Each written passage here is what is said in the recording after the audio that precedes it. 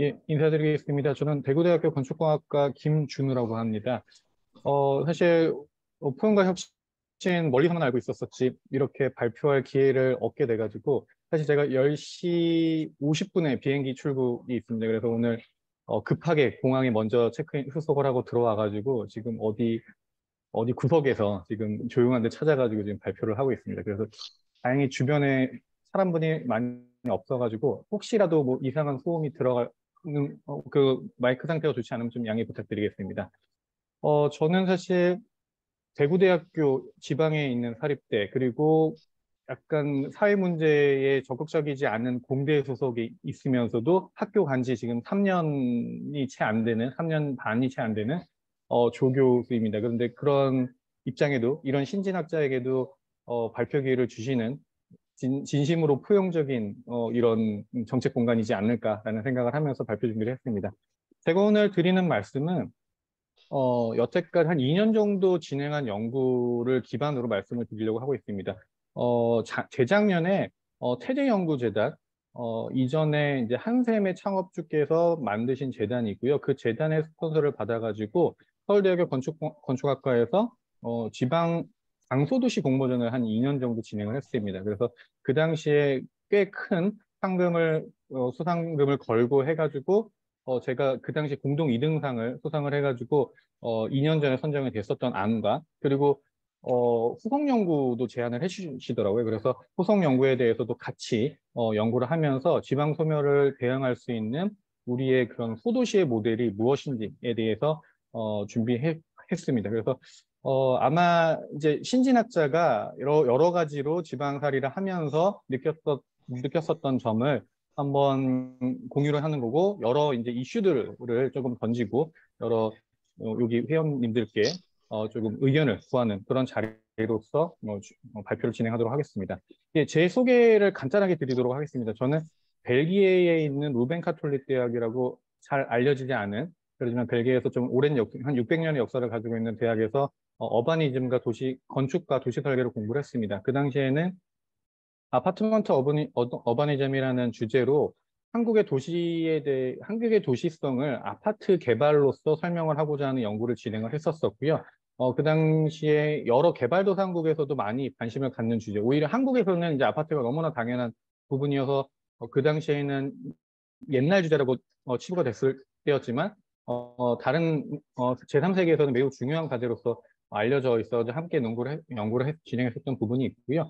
그 다음에 2017년에 학위를 하고 고양시정연구원에서 연구를 시작을 했었습니다. 그 당시에 아파트가 가장 많은 지역 중에 하나인 일산 신도시를 가지고 있는 고양시정연구원에서 요 첫 번째 그림 같은 경우는 호수공원입니다. 그래서 호수공원에 한 25년이 지나가지고 호수공원을 어떻게 중장기적으로 더 잘 사용할지에 대해서 연구 등을 하면서 기초지자체에서 가지고 있는 이슈들에 대해서 공부를 좀 하면서 연구를 진행을 했습니다. 그래서 오히려 기초지자체에 있다 보니까 중앙에서부터 광역시도에서 기초지자체까지 오는 그런 흐름, 그리고 수도권 내에서도의 경기 북부와 그런 관계들을 조금 보면서 연구를 조금 바텀업으로 할 수 있는 그런 연구를 진행을 했고요. 대구로 가서는 지방대학의 어려움과 위기, 그리고 여러 경쟁 사이에서 뭐 캠퍼스 혁신 파크라든지 또 링크 사업이라든지 그리고 최근에 지금 진행되고 있는 여러 이제 정부 사업들, 뭐 글로컬 사업이라든지 그런 사업들을 좀 대비를 하면서 지방대학이 어떻게 살아남을 수 있을지 고민을 하고 있고요. 이 세 번째 사진 같은 경우는 최근에 선정이 된 울진 국가산업단지 사례입니다. 그래서 지자체와도 좀 연구를 해서 지자체의 경쟁력을 높이기 위해서 지자체랑도 좀 협업을 하고 있는데 울진의 원자력 수소의 컨셉을 맞춰가지고 국가산업단지를 조금 제안을 함께 했고 지자체랑 그래서 선정되어 있었던 사례이기도 합니다. 왼쪽 사례 같은 경우는 이제 대구에 옛날에 경북도청 이전터 부지를 문체부에서 지금 대통령 공항상에도 들어가 있어서 이 지역을 국립근대미술관 그리고 뮤지컬 컴플렉스를 짓겠다는 공약이 지금 그 당시에 대통령 공약에 들어가 있어서 문체부에서 이 지역을 이 마스터 플랜 과제를 했고 저희가 제안서를 써가지고 당선된 부분이 있습니다. 하지만 최근에는 이제 도시 공간과 이러한 또 정치적인 부분들이 조금 맞물려져 가지고 문체부의 생각과 대구시의 생각 그리고 또 기재부 장관님이 또 대구 달성군 출신이셔가지고 기재부 장관님의 생각들이 좀 이견들이 있어서 그 안에서의 도시 공간에 대한 시설들, 도시 공간을 어떻게 잘 써야 되는지에 대해서 지금 저도 이제 뭐 핵심은 아니지만 과제를 진행하는 입장에서 좀 고민을 하고 있는 상황이 있습니다. 예, 그래서 지방 중소도시 지방에서 이제 연구하는 학자로서 경북의 중소도시, 특히 소도시를 중심으로 좀 연구를 진행을 했습니다. 그래서 이러한 2년 전에 선정이 되고 그 다음에 이걸 해외에서도 연구를 같이 진행을 하면서 유럽의 그런 축소도시의 모델 그리고 이 방에도 계시지만 뭐 이삼수 박사님을 포함한 여러 이제 도시 쪽의 학자들께서 연구하시는 축소도시의 모델 그리고 일본의 사례들을 조금 같이 공부를 하면서 한국에 적합한 모델이 무엇인지를 좀 고민을 했고요. 이런 연구들을 한 2년 정도 하니까 얼마 전에 이제 충기학술대회 행정학회에서도 이제 불러주셔가지고 행정학자들과도 이러한 축소도시의 모델 그런 부분들을 논의를 했습니다. 그리고 오늘 이렇게 포용과 혁신에서도 이런 내기를 나누고 또 여러 코멘트들을 들으면서 더 심도 있는 연구들을 실증정에 있는 연구들을 좀 진행하려고 노력을 하고 있습니다. 우선 연구 질문 같은 경우는 지금은 얘기가 좀 달라지긴 하겠지만 2년 전에는 이제 선거 대선 직전에는 초강력 도시, 메가시티리즘, 뭐 부울경 메가시티라는 얘기들이 많이 나왔습니다. 수도권이 너무 강대해지다 보니까 지방에 이렇게 그냥 흐트러 뿌려서는 안 되겠다. 주요한 대도시를 중심으로 경쟁력이 있는 지방 대도시권을 만들겠다라는 접점으로 갔습니다. 하지만 이 대도시권이 없는 경북이라든지 전라도 일부 지역 같은 경우는 이런 부분에 대한 대응력도 없을 뿐만 아니라 자생할 수 있는 정부에서도 지원이 좀 부족한 부분들이 있어서 이러한 부분에 대한 고민이 좀 필요로 하겠다라는 생각으로서 지방 중소도시를 좀 중심으로 연구를 좀 진행하고자 하였습니다. 예, 그래서 2년 동안 연구를 하면서 과연 중소도시의 개념 그리고 소도시의 개념을 한 번 더 잡아봤습니다. 우리가 얘기하는 뭐 강소도시의 모델을 얘기할 때 과연 소도시가 어느 정도의 규모가 있는 소도시가 과연 소도시라고 정의 내릴 수 있는지 이 소도시가 과연 자생력이 있는지 그런 부분들을 어떻게 대응할 수 있는지에 대해서 좀 고민을 해보면서 소도시의 구분 그리고 소도시의 분석을 좀 진행을 하고요. 이런 분석과 연계해가지고 소도시를 실질적으로 지방에서 공간 조정을 한다면 공간을 개선할 수 있는 그런 프로젝트를 그런 모델을 발굴한다면 어떠한 소도시의 모델을 제안할 수 있는지에 대해서 연구를 진행을 했습니다.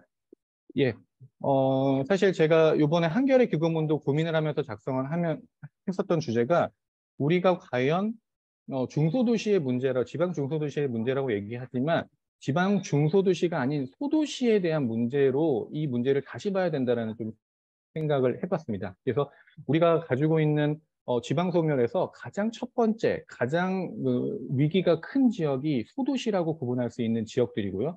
군 단위의 지역들이고요. 그 지역들을 어느 정도의 인구 범위를 가지고 있고 어떠한 구분을 할 수 있는지를 좀 분석을 해봤습니다. 예, 일단 100만 이상의 대도시를 제외하고 대도시, 중도시, 소도시를 한 300개 분류 정도로 나눠봤습니다. 그래서 분집 분석을 진행하니 1유형, 2유형, 3유형, 대도시 유형, 중도시 유형, 소도시 유형을 구분할 수 있었고 우리가 이 부분에서 소도시라고 구분할 수 있는 평균 인구는 소도시 한 7만 명 정도 그리고 20만 명 이하의 도시가 소도시로 구분될 수 있는 특성들을 발견할 수 있었습니다. 예, 소도시의 소도시 분포들을 살펴보니 위의 도시와 같이 조금 진한 파란색들이 소도시의 위치입니다. 근데 2021년에 인구 감소 지역에 대한 행안부에서 발표했었던 자료를 본다면 인구 감소 지역이라고 89개의 지자체가 선정이 되어 있는데 이 89개의 지자체가 거의 동일하게 3유형에 해당되고 있습니다. 그래서 우리가 지금 직면하고 있는 인구 지방 소멸의 문제는 소도시의 문제다라고 얘기해도 과언이 아닐 그러한 정리를 좀 할 수 있을 것 같고요. 그래서 저는 이 소도시의 문제들을 어떻게 풀 수 있는 고민하는 부분이 지방 소멸을 대응할 수 있는 우리의 첫 번째 미션이지 않을까라는 생각으로서 연구를 진행을 했습니다. 예, 대도시와 중도시와 소도시의 총 인구, 도시 인구 밀도는 동일하게 당연히 대도시가 인구 밀도도 높고 소도시강 인구 밀도가 작은 특성들을 보여주고 있습니다. 다만 인프라 투자에 비해서는 이거에 반대되는 결과를 보여주고 있습니다. 1인당 도로 면적은 3유형의 소도시가 가장 많은 1인당 도로 면적을 가지고 있고요. 문화 기반 시설 데이터로만 봤었지만 다른 공공시설들을 포함을 해서 인구당 가장 많은 시설을 가지고 있고 가장 많은 투자를 하고 있는 도시 유형이 소도시의 유형입니다. 그래서 인구수는 작지만 공공에 대한 투자 비용 그리고 요거에 대한 유지 관리의 부분도 봤었을 때도 소도시가 가장 우리가 고민을 해야 되고 이 부분에 대한 어떠한 대응 전략을 마련해야 될지 고민을 해야 되는 그런 유형이라고 말씀드릴 수 있을 것 같습니다. 소도시 같은 경우는 강원도와 경상도와 전라도에 많이 있지만 특히 경상북도와 전라남도에 많은 분포를 가지고 있습니다. 경북과 전남 같은 경우는 일류형의 대도시는 없다라고 분석이 됐고요. 중도시는 한 4개와 3개, 그리고 소도시라고 분류될 수 있는 도시들이 19개 정도로 가장 높은 비율들을 보여주고 있습니다. 그래서 본 연구에서는 조금 경상북도를 중심으로 좀 연구를 추가적으로 진행을 했습니다. 예, 안동시부서부터 울릉군까지, 안동시는 인구가 15만 명이 좀 넘고요. 울릉군 같은 경우는 인구가 10,000명이 되지 않습니다. 지자체 범위가 좀 스펙트럼이 좀 큰 상황에서도 거의 이 시의 이 단위들이 거의 지방 소멸에 직면하고 있는 도시라고 지금 알려져 있습니다. 그래서 여기에 이제 구미라든지 포항이라든지 경주라든지 경산 같은 도시들은 이 도시, 중도시의 규모를 가지고 있고 안동시만 하더라도 소도시의 분류로서 나누어질 수 있는 전반적인 대부분의 도시들이 소도시의 분류로, 경북의 도시들이 소도시의 분류로 나눠질 수 있었습니다. 그리고 소멸위험지수 같은 경우도 7국구는 대구와 구미 사이에 있어가지고 인구 소멸 지표들이 조금 좋은 특성들이 있었지만 대부분의 뭐 김천부터 뭐 군위까지 인구 소멸 지수가 상당히 좀 안 좋은 특성들은 이미 뭐 많은 언론 자료를 통해 가지고 아실 거라고 생각이 듭니다. 예, 고령부터 7구까지의 한번 고령화 비율과 유소년 비율을 전국 평균과 비교를 해봤습니다. 경북에서도 지표가 좋은 7구군 같은 경우도 전국 평균 고령화 비율은 전국 평균보다 더 높고 유소년 비율은 전국 평균보다 낮은 특성들을 보여주고 있고요. 뭐 군위, 영덕, 예천 부분들도 매우 안 좋은 수치들을 보여주고 있습니다.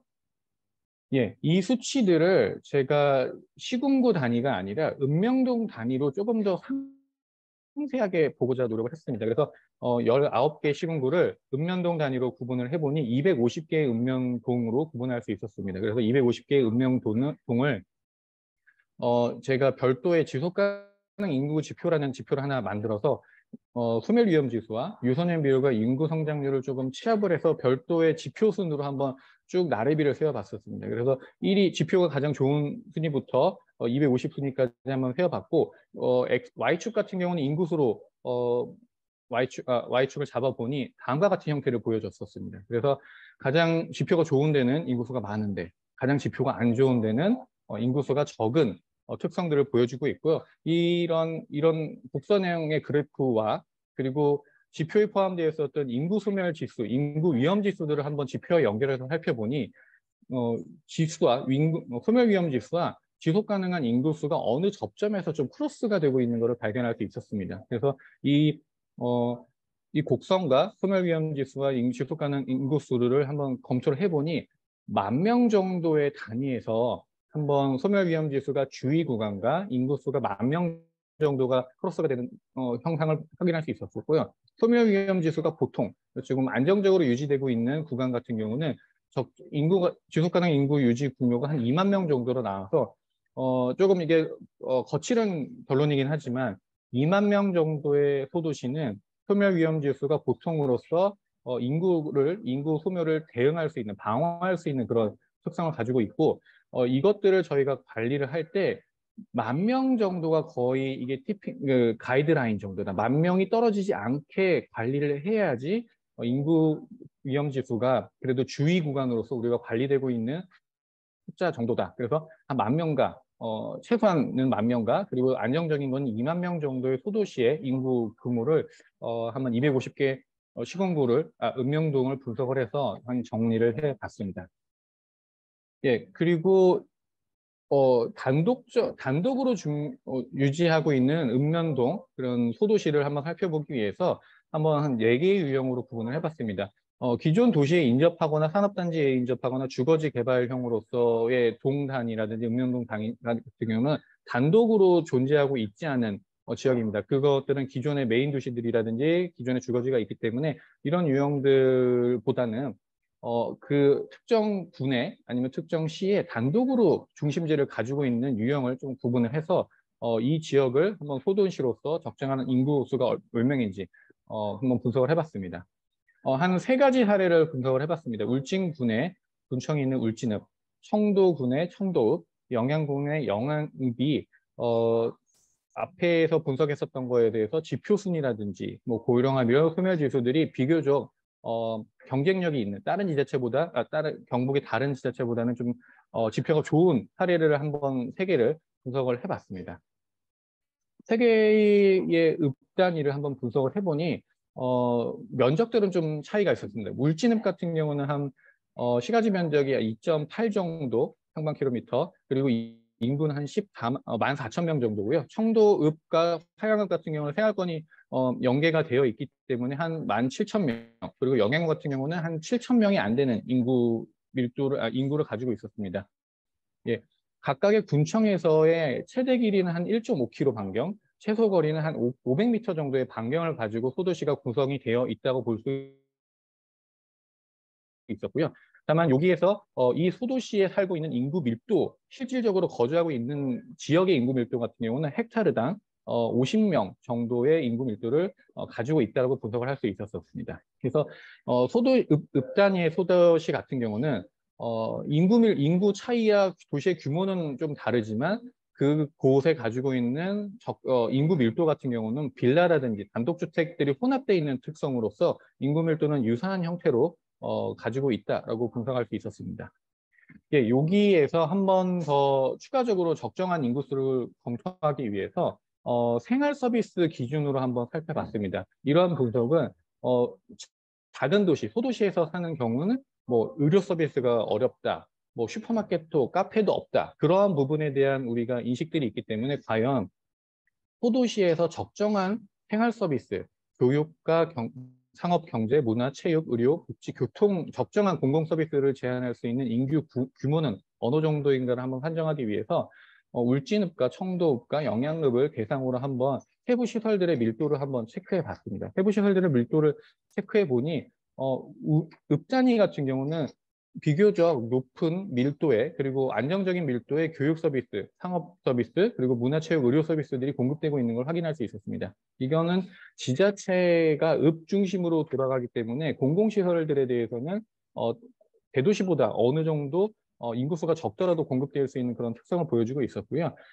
저희가 많이들 우려하시는 의료 서비스라든지 상업 서비스 같은 경우도 약국과 2차 진료 병원까지는 어느 정도 민간에 기반한 서비스임에도 불구하고 어느 정도의 밀도를 유지하고 있고요. 그리고 뭐 식당과 편의점과 마트, 카페 같은 경우도 읍 단위에서는 어느 정도 서비스를 유지할 수 있고 경쟁력이 있는 상태로서 좀 분석이 되었습니다. 그래서 전체적인 평균 인구수를, 개수와 평균 인구수를 비교를 해가지고 한번 생활 서비스 수준을 분석을 해봤습니다.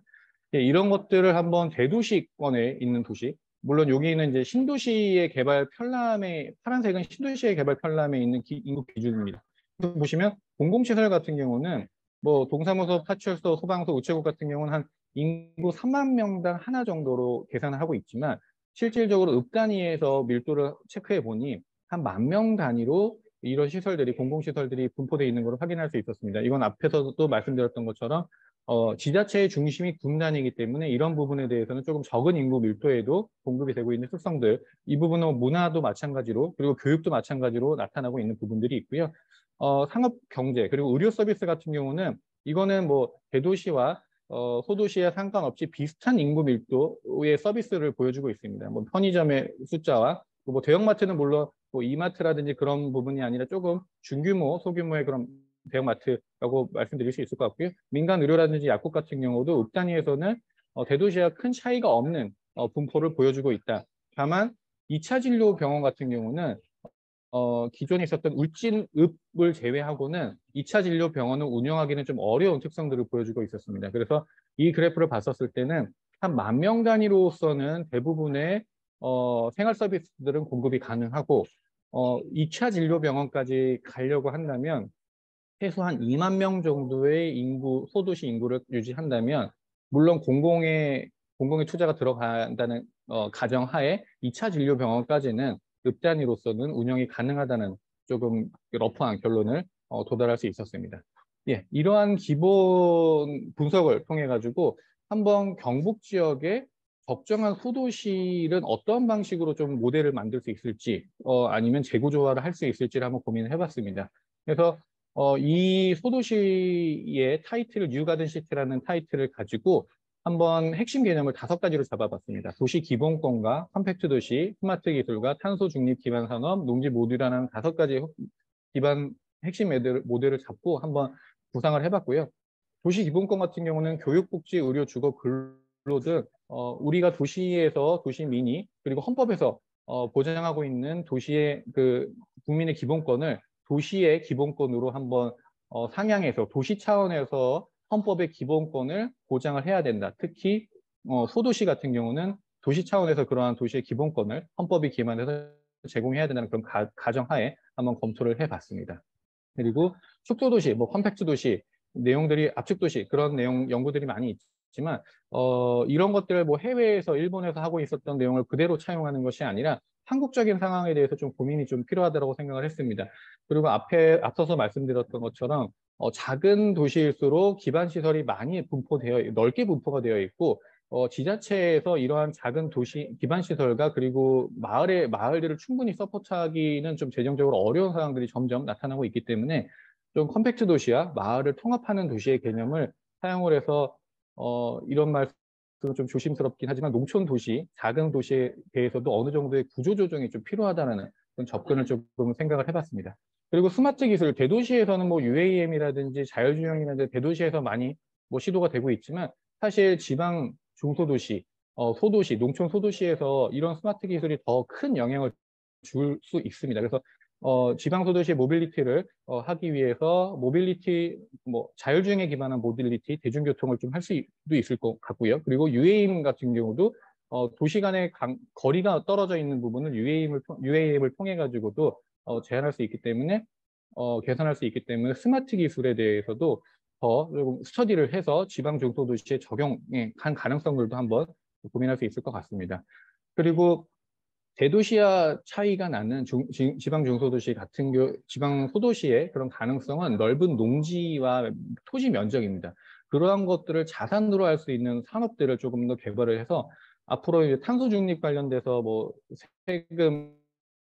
세금이라든지 그런 규제들이 강화가 되면 탄소 중립을 관련된 수비라든지 아니면 에너지 관련된 내용 그리고 스마트 농업이라는 내용들을 조금 강조를 해서 지방에서 가지고 있는 그런 토지라는 자연이라는 자산을 경제화로 산업화로 갈 수 있는 부분에 대해서 조금 더 적극적으로 고민할 수 있는 부분 그리고 에너지 자족에 대한 부분들을 조금 더 논의할 수 있을 것 같고요.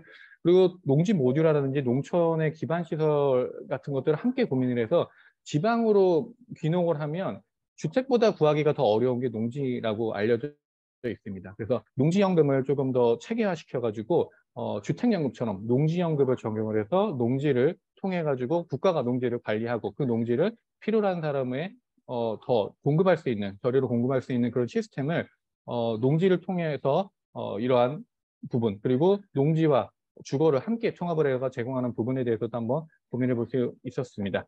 그래서 앞의 사례와 조금 차이가 있긴 하지만 저는 이제 경북에 있는 안동시와 문경시, 상주시, 의성군 그리고 예천군을 중심으로 경북의 북부 지역을 중심으로 한번 도시 구조의 특성을 한번 살펴봤습니다.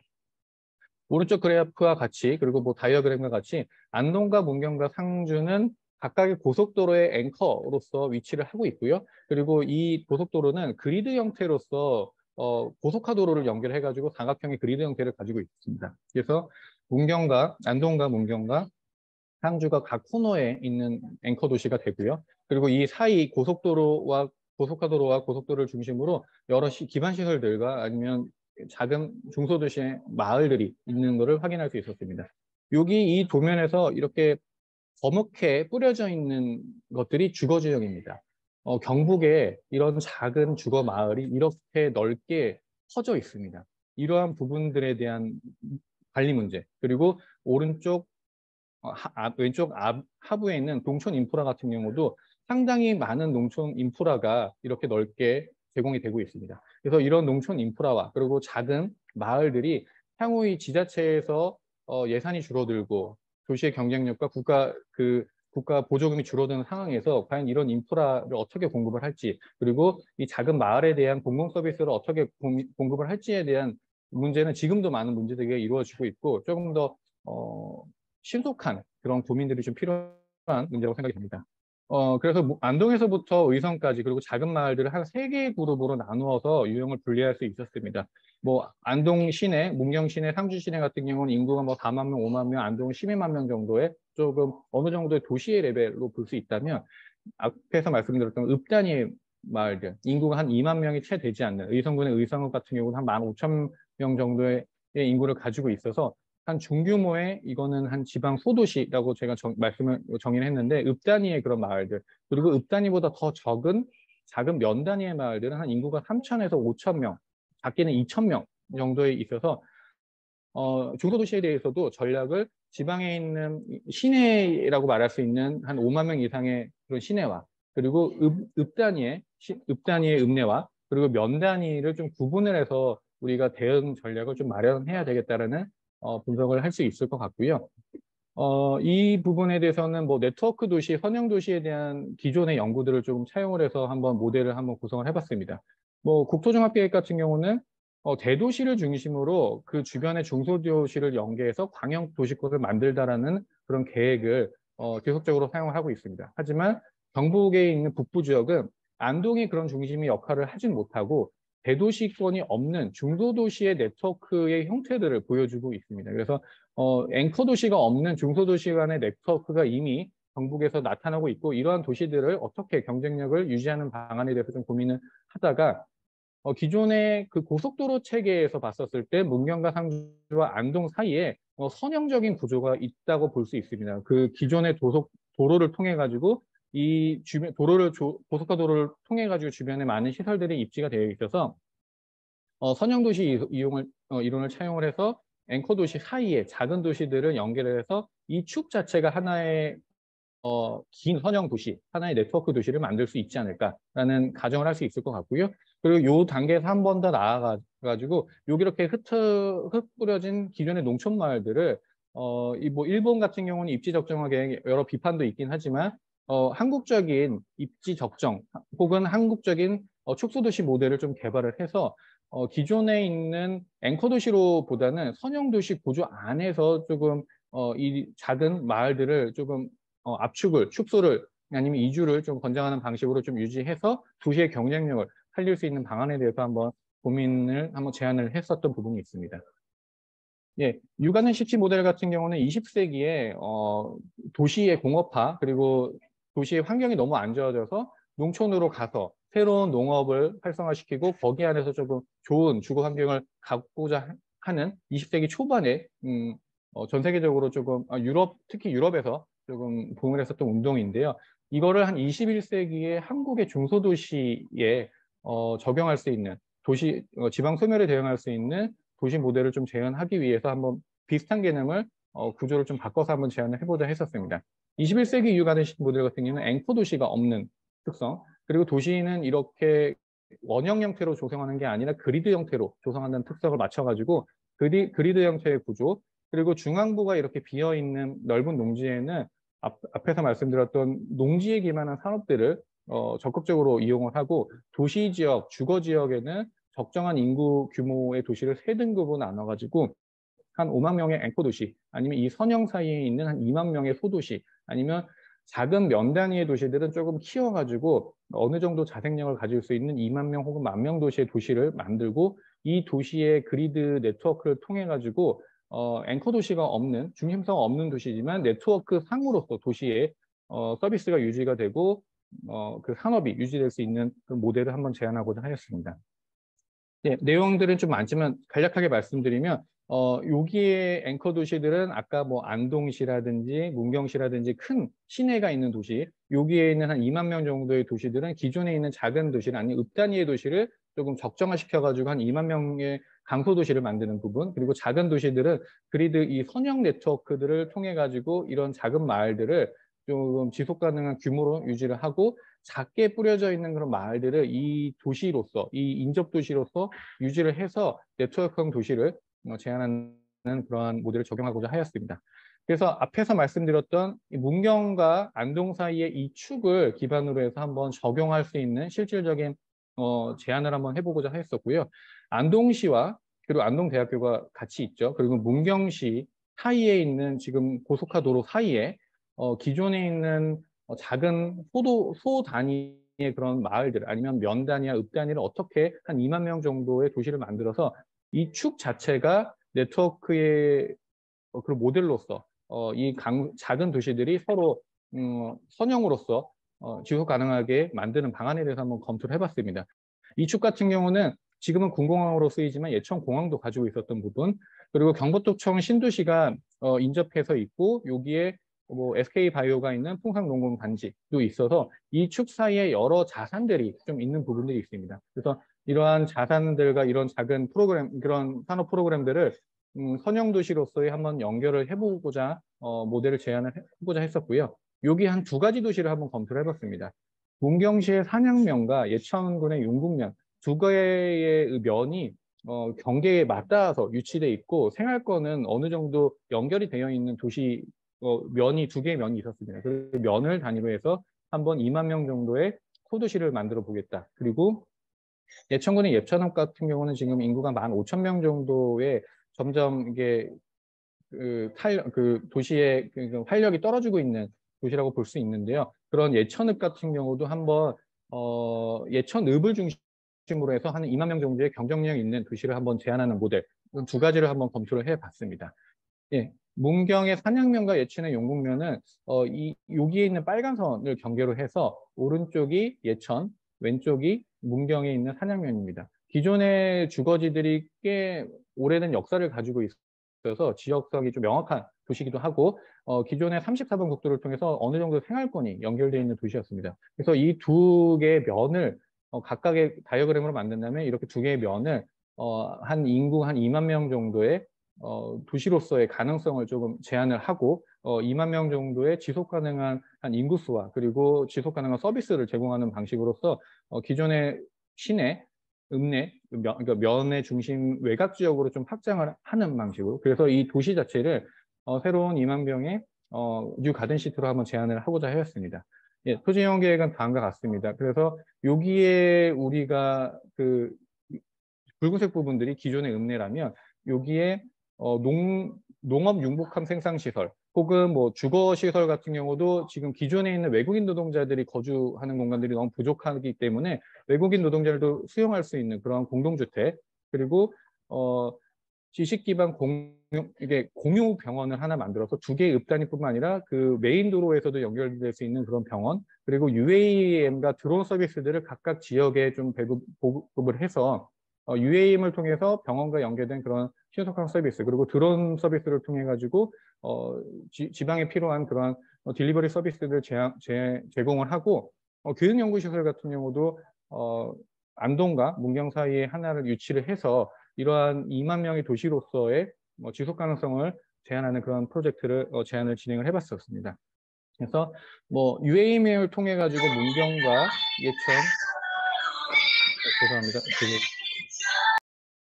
예. 그래서 UAM과 드론 서비스를 통해 가지고 이 지방 도시에서 필요로 하는 그러한 스마트 서비스들을 좀 제공을 하고요. 자율주행을 통해 가지고 대중교통 자율주행을 이 메인 도로와 연결해 가지고 각 두 지역에 공급을 하고 이게 공유복합시설이라든지 아까 말씀드린 외국인 노동자의 그런 공용 주거시설 그리고 산업 생산시설, 연구시설들을 조금 만들고 그 도시와 연결되어 있는 공유시설, 주거시설, 오피스 시설들을 좀 공급을 해서 이런 시설을 통해 가지고 도시와의 연결성도 좀 살릴 수 있는 그런 프로그램들을 좀 제안하고자 하였습니다. 예. 두 번째 모델은 예천군에 있는 예천읍입니다. 기존의 시가지는 위와 같고요. 한 인구는 한 15,000명 정도로 한 3개의 유닛으로 만들어진 것들을 한번 이렇게 독자적으로 추가적인 개발지를 확보를 해서 한 2만 명 정도의 예천읍 자체에 조금 지속 가능한 모델을 남부 개발을 통해서 한번 제안을 해보고자 하였습니다. 그래서 토지 이용 계획은 다음과 같고, 앞에 모델과 유사한 프로그램들을 좀 적용을 해봤지만 기존의 읍 단위에 가지고 있는 경쟁력을 유지하면서 군의 다른 지역의 그런 개발보다는 읍을 조금 강조해서 개발할 수 있고, 지역 특성화, 산업화를 할 수 있는 부분에 대해서 조금 검토를 해봤었던 부분이 있습니다. 예, 지금 40분, 지금 마지막 슬라이드입니다. 예, 그래서 앞에 두 연구를 통해 가지고 제가 제안을 드리고자 하는 거는, 소도시의 적정 인구는 2만 명 정도로 유지할 수 있도록 제공을 해야지 생활 기반 시설들, 공공시설뿐만 아니라 민간 기반한 의료라든지 그런 그 상업시설들도 2만 명 정도는 유지가 돼야지 그 생활 서비스가 공급이 된다. 그리고 적정 소도시의 면적은 뭐 2만 명 정도에는 한 4에서 5 평방킬로미터 정도, 인구 밀도는 평방킬로미터당 5,000인, 헥타르당 한 50인 정도의 도시 인구 면적을 유지를 한다 그러면 어느 정도의 지금과 유사한 밀도의 읍 단위의 도시를 좀 확장할 수 있을 거라고 생각이 됐고요. 그래서 경북에서 조금 신경을 써가지고 갈 수 있는 부분들 두 개의 면을 통합을 해가지고 할 수 있는 구조를 조정할 수 있는 모델, 아니면 하나의 읍을 확대해가지고 경쟁력을 가질 수 있는 모델, 혹은 뭐 또 다른 리서치들은 또 가능할 수 있을 것 같은데, 그런 부분들을 조금 선도적으로 진행을 해서 뭐 수도권의 신도시가 아니라 지방 소도시에서도 이러한 부분에 대한 새로운 좀 모델들과 좀 시도들이 좀 필요하다고 제안드리고 싶습니다. 예, 최근에 들어가가지고 지방소멸 대응기금 여러 문제점들과 우려들이 나타나고 있지만 지방소멸 대응기금에 대한 활용에 대해서도 이러한 부분들이 연결될 수가 있을 것 같고요. 그리고 농진청에서도 마찬가지고 농촌공간 재구조와 뭐 재생지원 관련돼서도 예산이 좀 잡혀서 지금 2023년부터 진행을 예고하고 있습니다. 그리고 이 부분 뭐 지역 활력 차원 같은 경우도 2023년 3개 부처가 연계해가지고 5개 부처로 알고 있습니다. 5개 부처 연계해가지고 제안한 사업인데 앞에서 말씀드렸던 그러한 특성의 도시들을 만들 수 있는 관련 사업이 한 지방소멸 대응기금과 농촌공간 재구조와 그리고 지역 활력 타운이라는 사업들이 진행이 지금 예고가 되어 있습니다. 그래서 이러한 부분들과 좀 연계를 한다면 지역에서 소중한 지금 저희에게 주어진 지금 중소도시에 그 지방에 주어진 그런 기업 기회를 좀 살려서 새로운 모델들을 적용할 수 있을 것 같아서 저도 아직 지금 거치는 연구이긴 하지만 여러분들께 좀 자문도 구하고 조금 심도 있는 프로젝트로 발전시키게 하기 위해서 이렇게 연구 지금 발표 드렸습니다. 예, 이상 마치도록 하겠습니다. 감사합니다.